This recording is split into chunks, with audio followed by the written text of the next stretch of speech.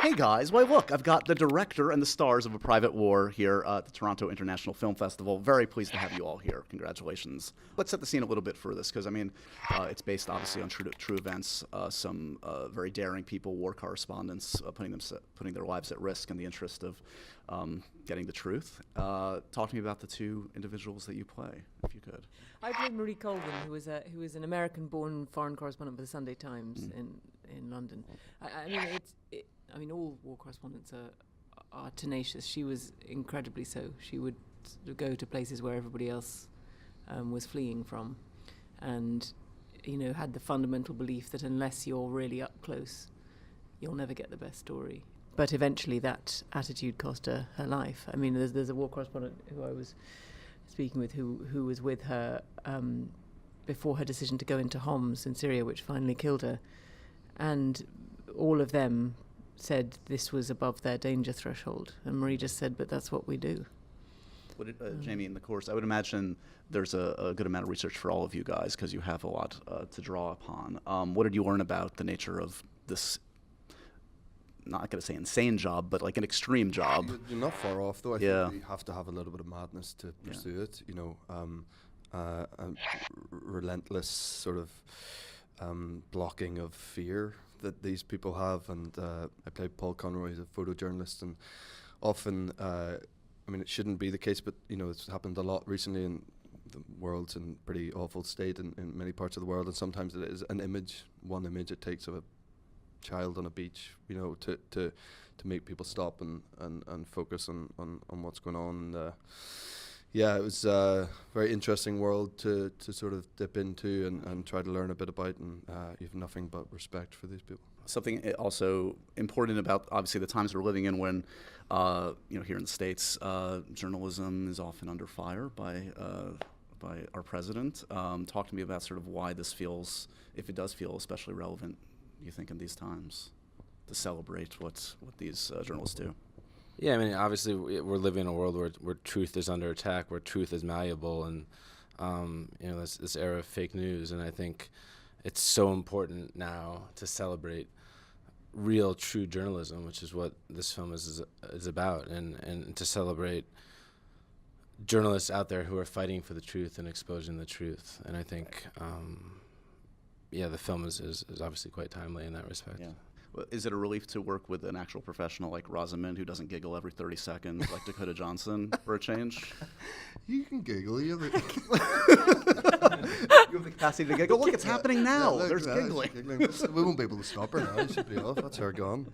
So that's actually one day when you couldn't stop giggling with Tom Hollander. Oh my gosh, yeah.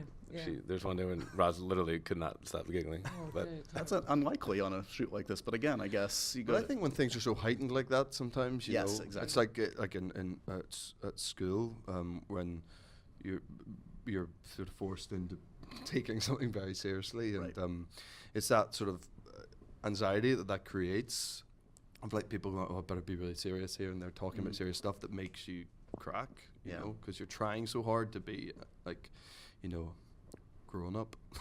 To clarify, that wasn't in the war zone. That was in London. Got it. Yes. In a party scene in a totally different environment. All good. Sorry all good. No worries. I'm I'm curious, just like it strikes me in both of your respective acting careers, like you had prosperous acting careers going certainly for a while, and then you both had these like kind of great opportunities in recent years. Obviously, Gone Girl, 50 Shades. Post those opportunities, like, does that create opportunities like this? Do you find that you've been able to kind of have a little bit more choice and variety in the kind of work that you can pursue? I suppose so. I mean, I don't know if, I'm sure Matt wasn't influenced by probably any of my work in wanting to collaborate on this. I think it was about finding someone who was, but maybe he was allowed to work with me because of something like Gone Girl, possibly. I don't know. You'd have to. Obviously it satisfies some things for the financiers, right? But whether it doesn't necessarily increase the willingness of someone to work with you, you've still got to kind of get the job and prove you're right for it. Totally. Yeah. Actually, somewhat apropos of where we are sitting right now, Roz did a music video for Massive Attack that I watched I don't know if I've ever told you this, Yeah. and where she's like completely unhinged, and that honestly was what sort of sold me finally. Not that I needed to be sold. This is a revelation, apparently. And I don't know. There you go. You never know what job it's going I to be. suppose right? that's one thing that Gone Girl did, was allow me to let out the crazy. I think that was that was. You definitely did that. Yeah. What music video of Jamie's did you see? Was it the Backstreet Boys one? Was it the? We shouldn't talk about that. I did some sort of homemade music videos that Right. I sort of just WhatsApped to Matt. Some good stuff in there, I feel. Yeah. Yeah, budding career possibly. Yeah. Yeah. Yep. I'm going to be seeing you soon in Robin Hood. Yes. Will Scarlet. The last Will Scarlet of my childhood was Christian Slater. Yeah, How's who's it here go? this week. I know, he was just walking by. We're gonna have a celebrity death match about who's the best Will Scarlet. Does yours really reflect the Christian Slater version? No, I don't think so. My hair isn't as good. I shaved it off.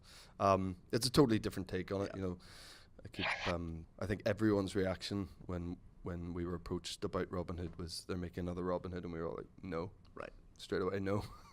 And then there's no point in making another Robin Hood unless you totally turn it on its head and make it something that people haven't seen before. So I think that's what it'll be. There's no like Bryan Adams song in this one. There's no. No, I don't think 16 weeks at the top of the charts. This time, no. Thank you guys so much for stopping by. Private War is the film. I can't wait to check it out. Enjoy the rest of your Toronto, guys. Thanks. Thank you.